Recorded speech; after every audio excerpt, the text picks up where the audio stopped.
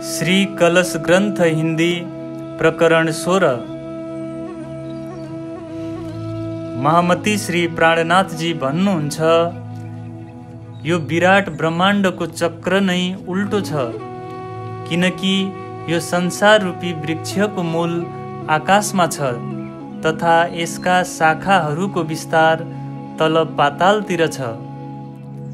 वेदले यस प्रकारले स्पष्ट गरेको छ, यो संसार वृक्षको फल तथा हाँगाहरू अगोचर छन्, अर्थात् यी इन्द्रियहरूद्वारा हेर्न सकिँदैन। यहाँ पातालदेखि लिएर वैकुण्ठसम्म अज्ञानको पर्दा लागेको छ। यसको कारणले गर्दा वैराट र वेद दुवै नै अज्ञानीहरूका लागि उल्झनपूर्ण छ। यस प्रकारले मायावी जाल समान संसारको रचना भएको छ। वेद र वैराट दुवैको उत्पत्ति यस प्रकार रहेको छ। शेष साई नारायण भगवानको नाभि कमलबाट ब्रह्माजीले प्रकट भएर यो वैराटमा सृष्टि गर्नुभयो र वहाँ ब्रह्माजीले नै आफ्नो चतुर्मुखद्वारा चारै वेदको गायन गर्नुभयो।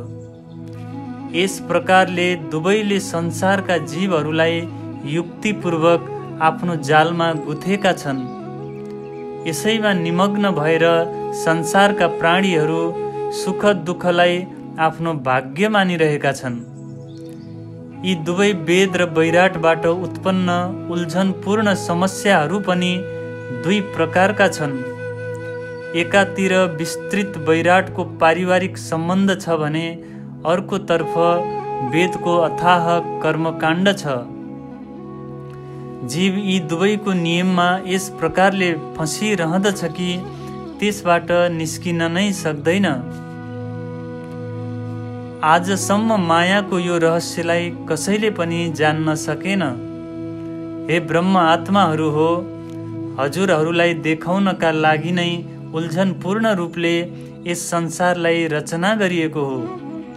अब यो छल बल युक्त मायाको रहस्यलाई म स्पष्ट गर्दछु।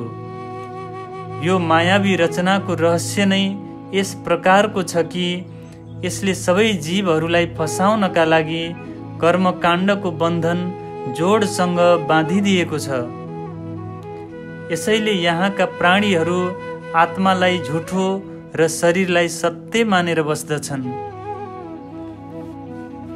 यसैले मानिसहरू शरीरसँग सम्बन्ध गाँच्दछन्, उनीहरूलाई आत्माको पहिचान हुँदैन। यस प्रकारले यहाँ मानिसहरू क्षणभङ्गुर शरीरको झुटा सम्बन्धहरूको निर्वहन गर्नु नै आफ्नो सबै थोक हो भनेर मान्दछन्।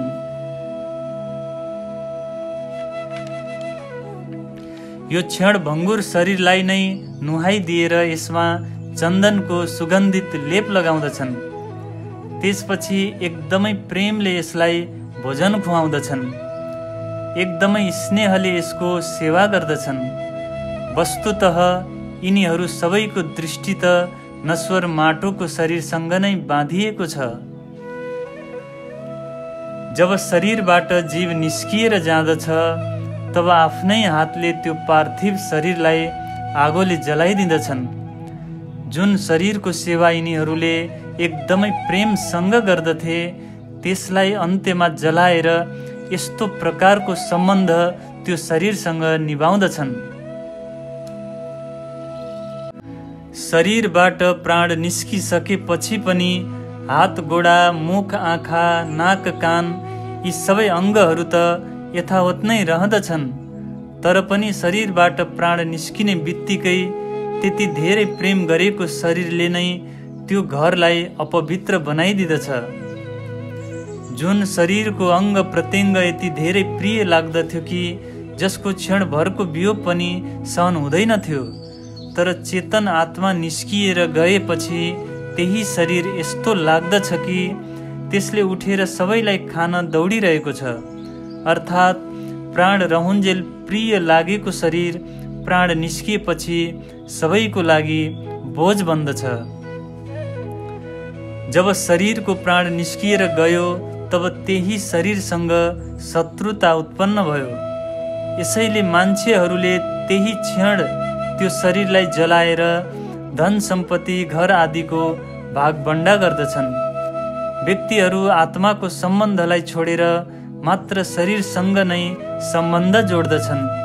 यस प्रकारले यो विश्व अनेक प्रकारका विपरीत उल्झनहरूले भरिएको छ। यस प्रकारले यो संसार अनेक प्रकारले उल्टो छ। आँखा हुँदा हुँदै पनि अन्धोले जस्तै व्यवहार गर्दछन्। प्राण बिना जुन शरीरलाई अशुद्ध मानेर त्याग गरिदिँदछन् र फेरि त्यही नश्वर शरीरसँग सम्बन्ध जोड्दछन्। यस्तो प्रकारको नश्वर शरीरमा पनि एउटा शरीर ब्राह्मणको छ भने अर्को शरीर चण्डालको छ। जुन चण्डाललाई छुँदा मात्र पनि अपवित्र भइन्छ भने त्यो सँग रहँदा झन् के गति होला। यदि त्यो चण्डाल निर्मल हृदयवाला छ र रात दिन प्रभुको प्रेममा मस्त छ एवं कसैलाई पनि नदेखाइकन भजन भक्ति गर्दै आफ्नो हृदयमा गुप्त रूपले प्रभुको नाम लिँदछ, क्षणभरका लागि पनि ऊ आफ्नो इष्टसँग टाढा छैन, अपितु सदैव उसको आत्मदृष्टि बनिरहँदछ र उसले शरीरको सम्बन्धलाई पनि महत्त्व नदिएको होस्। यता ब्राह्मणको भेष बनाएको व्यक्ति बाह्य दृष्टि राख्दै वेद अनुसार शास्त्रहरूको अध्ययन अध्यापन, यज्ञ गर्ने गराउने, दान लिने दिने आदि 6 कर्महरूमा नै मग्न रहँदछ र परब्रह्म परमात्मा श्याम सुन्दरको याद त उसलाई सपनामा पनि आउँदैन भने उसले ब्रह्मको वास्तविक रहस्यलाई जान्दैन। उसले कुटुम्ब परिवारको पोषण र आफ्नो पेट भर्नका लागि नै कर्मकाण्ड र शारीरिक स्वच्छताको ढोङ रच्दछ। व्याकरणको वाद विवादमा परेर एक शब्दको अनेक अर्थ निकाल्दछ। अब भन्नुहोस्, यी दुवै ब्राह्मण र चण्डालमा कसले छुँदा अछुत भइन्छ?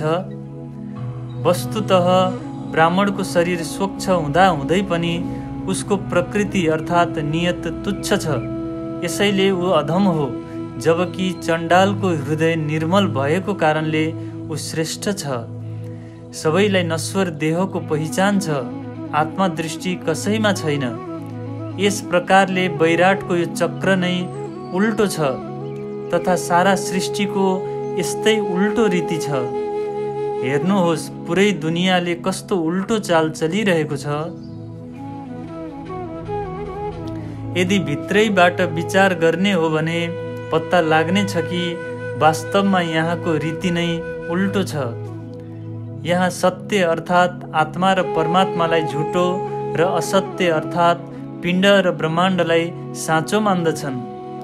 यो पनि मैले देखिरहेको छु कि यो असत्यमा मानिसहरू कसरी मग्न भइरहेका छन्। यहाँ मान्छेहरू यथार्थ आकार अर्थात् चिन्मय स्वरूप ब्रह्मलाई निराकार भन्दछन् र नश्वर पिण्ड ब्रह्माण्डलाई साकार मान्दछन्। कालको चक्रमा घुम्नेहरूलाई सबै थोक घुमिरहेको अर्थात् उल्टो नै देखिँदछ। निश्चित रूपमा नै यी सबै सृष्टिहरू मिथ्या हो। संसारका सबै मानिसहरू यो भन्दछन् कि मूल आधार बिना नै यो ब्रह्माण्ड उभिएको छ।